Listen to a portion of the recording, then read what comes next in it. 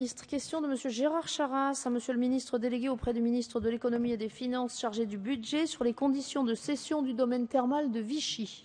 Vous avez la parole, Monsieur le député. Madame la Présidente, Madame la Ministre. Ma question s'adresse à Monsieur le ministre de l'économie et des finances chargé du budget et porte sur la cession du domaine thermal de Vichy, dernier domaine thermal qui appartient à l'État.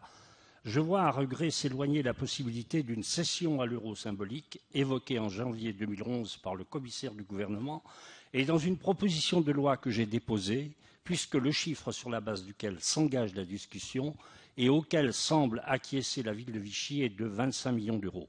Cela porte l'enveloppe globale de l'opération pour les collectivités à environ 40 millions d'euros. En effet, l'État a indiqué qu'il n'était plus possible d'imputer la rénovation du domaine et singulièrement celle du parc des sources au montant de la cession. Cette somme rend, pour des raisons financières, la transaction impossible en l'état. Madame la ministre, pourriez-vous donc, d'une part, confirmer la volonté du gouvernement de céder le domaine thermal à une collectivité publique? Pourriez-vous dire, d'autre part, si le gouvernement, eu égard aux circonstances, accepterait de s'engager dans un mécanisme de cession à tempérament adossé pour les collectivités à la redevance servie aux propriétaires, ce qui leur permettrait d'acquérir et de rénover le domaine sans aggraver leur endettement? Merci, Monsieur le Président. Madame la Ministre, vous avez la parole. Oui, Monsieur le député, je vous confirme bien volontiers l'engagement de l'État en faveur d'une cession du domaine thermal de Vichy à une collectivité publique. L'État n'a pas en effet vocation à administrer, ni directement ni par délégation, comme c'est le cas à Vichy, des établissements de thermalisme. C'est pourquoi il s'est progressivement désengagé de cette gestion en cédant le plus souvent les termes dont il était propriétaire aux collectivités locales qui sont en capacité de mettre en œuvre une gestion de proximité plus efficace et en cohérence avec les enjeux urbains et économiques locaux. C'est dans cet objectif que l'État a engagé une concertation ouverte avec la ville de Vichy et avec le syndicat d'agglomération Vichy-Val d'Allier depuis que ces collectivités ont, en février 2010, fait part de leur intérêt pour cette acquisition. Pour mémoire, l'étude initiale réalisée par un cabinet privé à la demande des élus évaluait le domaine à 45 millions d'euros. Cette évaluation, sans doute trop théorique au regard des spécificités du bien, a fait l'objet d'un travail de fond sur chacune des observations formulées par les collectivités. Ce long dialogue contradictoire et approfondi a permis de parvenir à une solution équilibrée, à la fois financièrement soutenable par les finances locales et préservatrice de l'intérêt patrimonial de l'État, sur un prix de cession de 25 millions d'euros, fixé par la direction de France Domaine, spécialisée dans l'évaluation de ce type de patrimoine.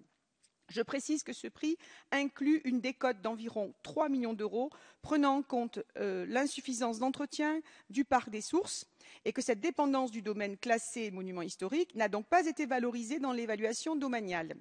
Le projet de restauration historique du parc des sources porté par les collectivités constitue par conséquent une problématique distincte du projet de cession.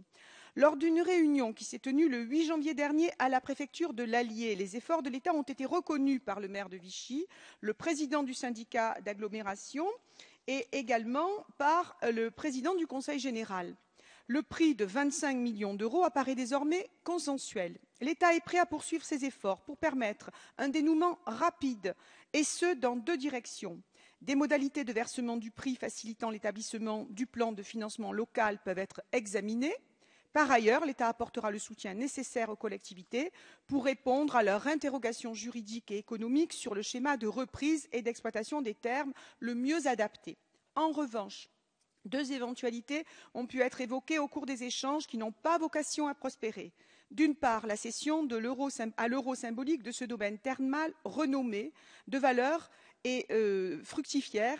Il n'est pas envisageable, sauf à recourir à juste titre en l'absence de contrepartie clairement identifiée, la critique de n'avoir pas respecté l'exigence constitutionnelle de protection des intérêts patrimoniaux de l'État. D'autre part, la cession matérialisera le désengagement de l'État de l'activité thermale et c'est donc le cessionnaire qui bénéficiera à compter de la réalisation de l'opération et jusqu'au terme du contrat de concession de l'intégralité de la redevance versée par la compagnie fermière de Vichy.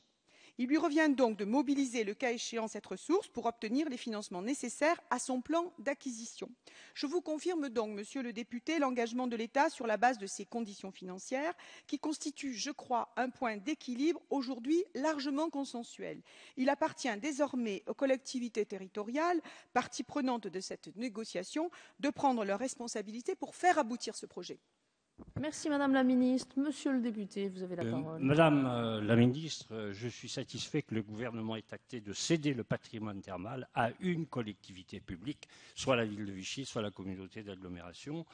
La balle est maintenant dans le camp des collectivités, en particulier la ville de Vichy. Je pense qu'on a perdu trop de temps.